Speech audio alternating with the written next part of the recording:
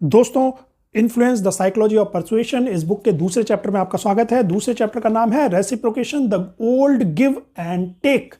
दोस्तों, पहले चैप्टर में हमने ये समझा था कि इस बुक में जो ट्रिक बताई गई हैं वो लोगों को परसुएट करने के लिए कैसे काम करती हैं, लोगों को इन्फ्लुएंस करने के लिए कैसे काम करती हैं, उसके पीछे की साइकोलॉजी क्या है, ये पहले चैप्टर में हमने समझा था। अब इस दूसरे चैप्टर से ट्रिक्स शुरू हो रही हैं और पहली ट्रिक है reciprocation, the old give and take वाली ट्रिक। आप इसको मैं आपको सार में बताता हूं। देखिए क्या होता है दोस्तों, अगर आप किसी के लिए कुछ करते हैं ना तो वो सामने वाला व्यक्ति भी बाध्य हो जाता है कि वो आपका एहसान लौटाए। ये दोस्तों आदिकाल से होता आ रहा है। ह्यूमन जो सोसाइटी है उसकी नींव इसी चीज पे रखी गई है कि भाई एक आदमी दूसरे के लिए कुछ करे, दूसरा आदमी पहले वाले आदमी के लिए कुछ करे। इसे कहते हैं सिम्बायोसिस, इसे कहते हैं समाज, कि आपस में हम लोग मिलजुल के रहें, एक दूसरे की हेल्प करें। ये एक अच्छी चीज थी। इसका इंटेंशन जो था इस चीज को शुरू करने का बहुत ही अच्छा इंटेंशन था कि समाज का निर्माण हो, हम लोग जानवरों से ऊपर आए, एक दूसरे की हेल्प करके जिए, कि एक आदमी दूसरे की हेल्प करे और उसको बदले में वापस हेल्प भी मिले। तो दोस्तों इंटेंशन बहुत अच्छे से शुरू की गई थी, लेकिन आजकल बहुत सारे लोग जो आपसे कुछ ऐसे काम कराना चाहते हैं जो कि आप नहीं करना चाहते हैं, वो इसको मैनिपुलेट करके इसके गिरे हुए रूप को यूज करते हैं। देखिए, आप इस बुक के इस चैप्टर को पढ़ के उन लोगों से बच सकते हैं। पहला तो ये है। दूसरा, अगर आपको किसी से काम कराना है तो फिर आप इस ट्रिक को यूज भी कर सकते हैं। अच्छी ट्रिक नहीं मानता मैं, लेकिन आप यूज करके काम करा सकते हैं। और सबसे बड़ा जो फायदा आपको लेना है कि आप उन लोगों से बच सकते हैं जो कि रेसिप्रोकेशन की ट्रिक यूज करके आपसे काम निकलवा रहे हैं। अब जैसा कि मैंने आपको बताया कि ह्यूमन सोसाइटी की शुरुआत इसी से हुई थी कि हम लोग एक दूसरे की हेल्प करेंगे तभी हम एक समाज का हिस्सा हैं। आपको याद होगा बचपन में आप लोग ग्रीटिंग कार्ड देते थे अपने दोस्तों को। जिस दोस्त ने आपको ग्रीटिंग कार्ड दे दिया ना, उसको तो जरूर देना होता था। एक दिल पे बोझ लगता था कि भाई इसको देना है जल्दी से जल्दी, तभी मेरे दिल का बोझ हल्का होगा। याद है ना? इवन बचपन की बात छोड़िए, आप अभी की बात पे आइए। अभी आप एडल्ट हो, आज भी अगर आपके मोबाइल पे व्हाट्सएप पे भी किसी का मैसेज आ जाए ना हैप्पी न्यू ईयर का, तो आप पक्का उसको रिप्लाई करोगे। चाहे आप उस बंदे को पसंद करते हो तो रिप्लाई करोगे ही, पसंद नहीं भी करते हो तब भी अगर उसने हैप्पी न्यू ईयर बोला है आउट ऑफ कर्टसी आप रिप्लाई करते हो। उसके पीछे वही फीलिंग है जो ह्यूमन सोसाइटी में एक जनरेशन से दूसरे जनरेशन में ट्रांसफर की गई है और जो हमारे जीन्स में अब समा गई है, क्योंकि इतनी जनरेशन्स ने उस चीज को फॉलो किया है कि वो हमारे जीन्स में समा गई है कि कोई हमें फेवर कर रहा है तो उस फेवर को लौटाना है, कोई हमारी हेल्प कर रहा है, कोई हमारे साथ अच्छा कर रहा है तो हमें उसके साथ अच्छा करना है। तो अगर आपको हैप्पी न्यू ईयर कोई विश कर रहा है तो वो आपके साथ अच्छा ही कर रहा है ना, आपके लिए विश कर रहा है कि अगला साल आपका अच्छा जाए। तो आपका ये फर्ज बन जाता है, आप एकदम से ऑब्लाइज्ड हो जाते हैं। आप अपने आप को मानते हैं कि भाई अब मैं बंध गया हूं, अब मेरा फर्ज है कि मुझे करना ही करना है, मेरी ड्यूटी है। इसी तरीके से दोस्तों आप अपने बचपन में याद कीजिए, हैप्पी बर्थडे वाले सीन्स अपने याद कीजिए। जब बर्थडे में आप अपने फ्रेंड्स को बुलाते थे ना दोस्तों, तो आप ये याद रखते थे कि किसने किसने आपको बर्थडे में बुलाया है, उसको जरूर बुलाना है। यही होता था दोस्तों। अगर आप अल्टीमेटली देखिए, जो दोस्त अपने बर्थडे में नहीं बुला रहा है वो उसको हम इनवाइट नहीं करते थे, जिसने हमें बर्थडे में बुलाया उसको इनवाइट करना है। सेम बड़े होने के बाद भी यही चीज़ होती है दोस्तों, कि जो आपको अपने फंक्शंस में बुला रहा है, अपनी शादी में बुला रहा है, या अपने एंगेजमेंट में बुला रहा है, बर्थडे में बुला रहा है, या जो आपके यहाँ किसी की मान लीजिए डेथ हुई थी, वो व्यक्ति आया था, तो आप भी उसके यहाँ अगर किसी की डेथ होती है तो आप जाते हैं, क्योंकि आपको एक सोशल ऑब्लिगेशन लगता है। आपको ये फीलिंग आती है फर्ज वाली कि भाई मेरी जब दुख के क्षण थे तो ये सांत्वना देने के लिए मेरे साथ खड़ा था, अब मुझे ये एहसान उतारना है, ये फर्ज बनता है मेरा। ये जो फीलिंग है ये नेचुरल फीलिंग है, क्योंकि ह्यूमन सोसाइटी इसी के ऊपर खड़ी हुई है। जब हम जंगलों से निकल के समाज में आए हैं तो इसी तरीके से सोसाइटी बनी है कि आज मैं आपकी हेल्प कर रहा हूँ, और जब मैं आपकी हेल्प कर रहा हूँ तो आप ऋणी हो जाते हो। आपके अंदर ये भावना आ जाती है कि अब मैं ऋणी हूँ और मैं इसकी हेल्प करूंगा सामने वाले की। अब दोस्तों इसी चीज को कई सेल्स वाले या कई ऐसे लोग जो कि आपसे अपना काम निकलवाना चाहते हैं वो कैसे यूज करते हैं, मैं आपको बहुत सारे एग्जांपल देता हूं। सबसे पहले एग्जांपल दोस्तों, अगर याद हो आपको कि पहले कंपनीज ना घर घर जाके सेल्समैन फ्री सैंपल्स देते थे, या अभी भी कहीं भी आप मॉल वगैरह में जाओ तो वहां पे अगर मान लीजिए कोई जूस है या कोई सूप है तो उसके फ्री सैंपल देते हैं कि सर आप जरा सूप ट्राई कीजिए। अब वो क्या है दोस्तों, देखिए मोस्ट ऑफ द लोग जो सूप ट्राई करते हैं ना उसके बाद परचेज कर लेते हैं, मतलब सारे ना भी करें, ज्यादातर लोग कर लेते हैं, क्योंकि फिर रेसिप्रोकेशन की ट्रिक यहाँ पे काम आ जाती है। अब जब आपने सूप उसका ट्राई किया ना तो आपके अंदर ये फीलिंग आती है, यार देखो मैंने बेचारे का सूप भी पी लिया और मैं इसने मेरे लिए कुछ किया, मुझे फ्री में सूप पिलाया और मैं इसके लिए बिना कुछ किए जा रहा हूँ। अब इस ट्रिक को वो यूज कैसे कर रहे हैं, मतलब ये ट्रिक क्यों बोल रहा हूं मैं भाई, रेसिप्रोकेशन तो अच्छी चीज है ह्यूमन सोसाइटी के लिए। ट्रिक ये जहां पे बन जाती है जहां पे कोई आपका छोटा सा फेवर करके आपसे बड़ा फायदा उठाना चाहे, वहां पे ट्रिक बन जाती है। अब छोटा सा आपको सूप 1 कप दे दिया, अब वो सूप का पैकेट है 500 रुपए का, जो कप दिया आपको वो 10 रुपए का था। तो अगर आपको 10 रुपए का कप पिला के वो 500 रुपए का पैकेट बेचने में सफल हो जाता है, तो फिर हम इसे मैनिपुलेशन की ट्रिक ही कहेंगे, रेसिप्रोकेशन की ट्रिक कहेंगे कि इसको एज अ ट्रिक यूज कर रहा है। ये उस बात का फायदा उठा रहा है कि भाई वो सूप का 1 कप पीने के बाद आपके अंदर वही ऋणी होने की भावना आ जाएगी, क्योंकि हमारी डीएनए में वो चीज घुस चुकी है। इतनी सारी ह्यूमन जनरेशन्स में वो चीज़ ट्रांसफर होती आई है, तो हमारे डीएनए में घुस चुकी है। इसी तरीके से दोस्तों आपको कई बार ये चीज़ फील हुआ होगा, इंडिया में स्पेशली बात करें अगर आप, तो कई बार आप रेलवे स्टेशन से बाहर निकलते हैं, कई बार आप मेट्रो स्टेशन से बाहर निकलते हैं, कोई व्यक्ति खड़ा होता है जो आके आपके यहाँ पे ना झंडा लगा देता है, फिर आपसे डोनेशन मांगता है। वो आपसे डायरेक्ट डोनेशन मांग सकता था ना, लेकिन क्यों? क्योंकि अब उसने झंडा लगा दिया, तो आपके अंदर ऋणी फीलिंग आएगी, इंडेप्टनेस की फीलिंग आएगी कि भाई इसने मेरे लिए कुछ किया है, मुझे एक झंडा लगाया है, झंडा लगा के मुझे सम्मानित किया है।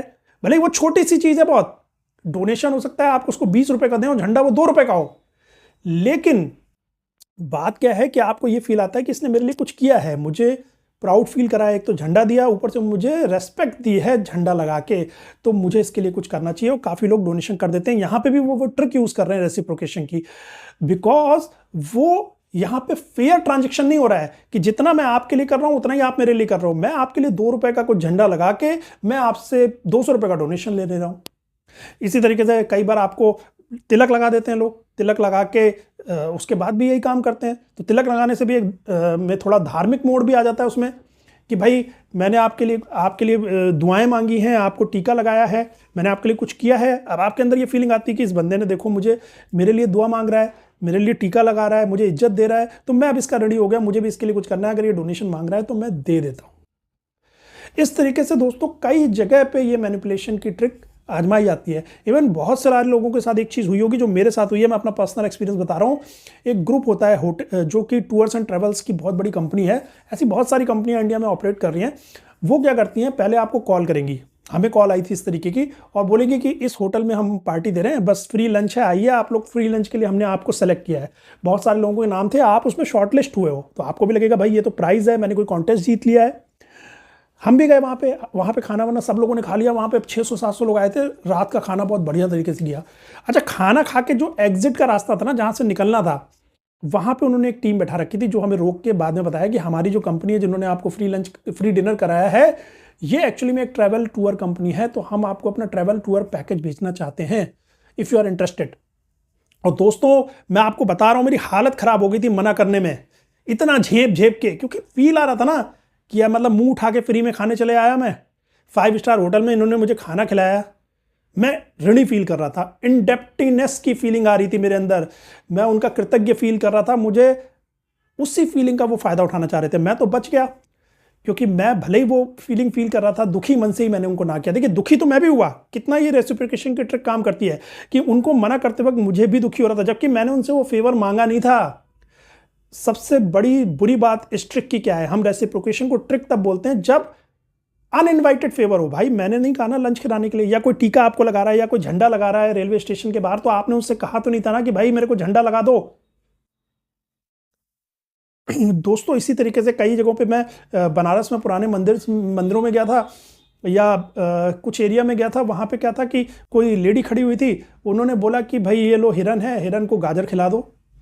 जैसे गाजर मना करते रहे, हम लोग मना करते रहे, वो नहीं नहीं खिलाइए खिलाइए खिलाइए, बड़ा पुण्य मिलेगा, बहुत अच्छा काम है, बेचारा भूखा है। कई लोग खिला देते थे, खिलाया, उसके बाद वो बोलती थी लाइए अब पैसा दीजिए।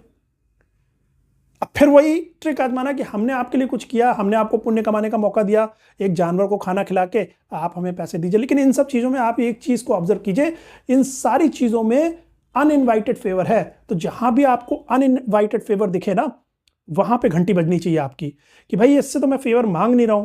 देखिए एक चीज़ होती है कि भाई मान लीजिए आज आपको पैसे की ज़रूरत है, आप किसी से अपने फ्रेंड से पैसे मांगते हैं, तो वो फेवर आप मांग रहे हैं ना, फिर अगर वो फ्यूचर में 6 महीने बाद 1 साल बाद उसको पैसे की जरूरत पड़ती है, वो आपसे फेवर मांगता है, तो ठीक है।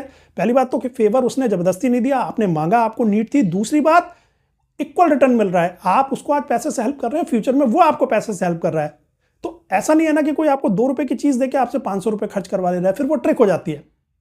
तो ये रेसिप्रोकेशन की ट्रिक इसी तरीके से यूज़ की जाती है आपको मैनिपुलेट करने के लिए, और आप खुद भी कर सकते हो। आप इस एक्सपेरिमेंट को करके देख लो।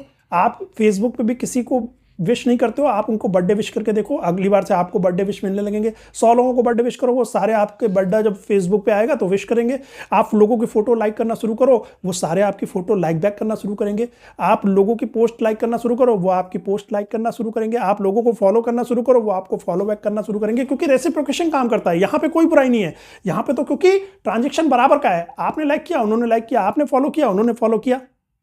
यहां पे ये ट्रिक नहीं है, लेकिन बिकॉज ये रेसिप्रोकेशन की हमारी टेंडेंसी होती है, इस टेंडेंसी को लोग जान चुके हैं कि इंसान के अंदर ये टेंडेंसी होती है रेसिप्रोकेट करने की, वापस देने की, एहसान चुकाने की। तो इसका फायदा उठाने के लिए वो ट्रिक अपनाते हैं कि कोई छोटा सा फेवर करो अपना बड़ा सा काम कराने के लिए। तो अब सिंपल सा दोस्तों है, आप पूछो कि भैया हम इस ट्रिक से कैसे बचें। देखिए, सबसे बड़ी बात क्या है कि फेवर को मना करना बड़ा मुश्किल हो जाता है, क्योंकि बात यह है कि जैसे आपको कोई अपनी शादी में बुलाए तो बिना किसी रीजन के तो आप मना नहीं कर सकते ना।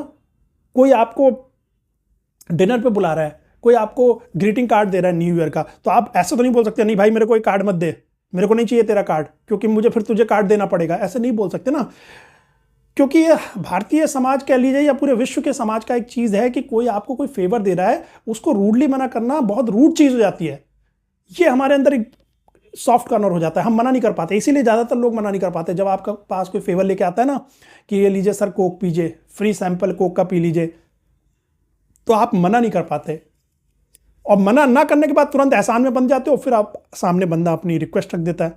तो भाई मना करना तो बहुत मुश्किल है, क्योंकि फिर वो रूड दिखने लगता है और हमसे हो नहीं पाता है। तो सबसे बढ़िया ट्रिक ये है दोस्तों कि देखिए, जब भी आपको कोई फेवर कर रहा हो ना, आप फेवर ले लो उससे, क्योंकि भाई हो सकता है कई बार जेन्युइन भी है। मान लीजिए कोई सैंपल देने आई है, कोई कंपनी से सेल्स गर्ल आई है, वो कह रही है कि मैं सिर्फ सैंपल देने आई हूं, ताकि अगर आपको सैंपल यूज करोगे और आपको सैंपल अच्छा लगा तो आप खुद ही ऑर्डर करोगे, राइट। ये एक जेन्युइन चीज है। अब आप उससे सैंपल ले लो, लेकिन अगर उसी वक्त सैंपल लेने के बाद 1 हफ्ते के बाद ही उनकी तरफ से कोई डिमांड आ जाए कि सर प्लीज आप इतने पैकेट हमारे ऑर्डर कर दीजिए, तो फिर ये हुआ कि वो रेसिप्रोकेशन की ट्रिक यूज कर रहे हैं कि हमने फ्री सैंपल दिया था तो अब इसके बदले में ये ऑर्डर कर देगा। वहां पे आप पीछे हट जाइए, वहां पे आप ये मत सोचिए कि भाई मैंने उसका सैंपल ले लिया, मैं उसको बेवकूफ बना रहा हूं। तो वो भी तो आपको बेवकूफ बनाने की कोशिश कर रहा था ना। बस अपने दिमाग में ये बात रखिए, जब आपको ये क्लियर हो जाए कि सामने वाले के इंटेंशन ट्रूली रेसिप्रोकेशन वाले नहीं है, वो रेसिप्रोकेशन को एक ट्रिक की तरह यूज कर रहा है हमें बेवकूफ बनाने के लिए, तो फिर आप उसको बेवकूफ बना दीजिए। बेवकूफ बनाने का मतलब जो फ्री में चीज दे रहा है या आपको जो फेवर कर रहा है वो फेवर ले लीजिए, और वो जो बड़ा फेवर एक्सपेक्ट कर रहा है वो बड़ा फेवर मत दीजिए। और इसमें कोई दुखी होने की बात नहीं है, क्योंकि आप उसको वही लौटा रहे हो जो वो आपको देना चाह रहा था। वो आपको अल्टीमेटली बेवकूफ बनाना चाह रहा था ना, तो आप उसको बेवकूफ बना दिया कि भाई जैसे आप फॉर एग्जांपल मैंने बताया कि हमें कंपनी ने डिनर करने के लिए बुलाया था। अब सीधी सी बात है, मैंने उनसे फेवर मांगा नहीं था, हमारी फैमिली ने मांगा नहीं था फेवर, आप खुद बुला रहे हो ना आपका, लेकिन इंटेंशन क्या था कि ये हम इनको बेवकूफ बनाएंगे, ये थोड़ा सा फील करने लगेंगे, इनके लिए मना करना मुश्किल हो जाएगा कि इस बंदे ने हमें फ्री में इतना अच्छी जगह पे खाना खिलाया है, तो अब इनको मना करना मुश्किल हो जाएगा। तो इंटेंशन वहाँ पे गलत है ना, कि मतलब खाना खाते ही बंदा निकला और आपने अपना बंदे बैठा दिए सेल्स वाले जो कि एक्सप्लेन कर रहे हैं सर ले लो ये ले लो।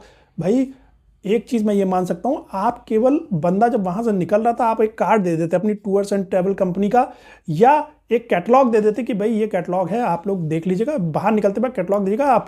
आप घर जाके अगर आपको कभी फ्यूचर में ट्रैवल करना है तो आप हमें कांटेक्ट कर सकते हैं। वो एक नेचुरल फिनोमिनन होता। लेकिन जब मुझे ये आइडिया लग गया कि भाई ये तो यूज कर रहे हैं रेसिप्रोकेशन के ट्रिक को, तो मैंने मना कर दिया ना। अब मैं ये पूरा फील नहीं करूंगा कि यार मैंने उनको बेवकूफ बना दिया, उनका खाना खा लिया और उनका काम भी नहीं किया। तो भाई वो भी तो बेवकूफ बनाने आए थे ना, कि मैं इमोशनल फील करके, ऋणी फील करके, एहसान फरामोश ना बनने का फील करके, एहसान के तले दब के कुछ ऐसा डिसीजन ले लूं जो मैं बाद में रिग्रेट करूं। वो भी तो इसी इंटेंशन से आए थे ना। तो बस दोस्तों यही है रेसिप्रोकेशन की ट्रिक और यही है तरीका बचने का। तो आशा करता हूं वीडियो पसंद आया होगा। चलिए मिलते हैं अगले वीडियो में।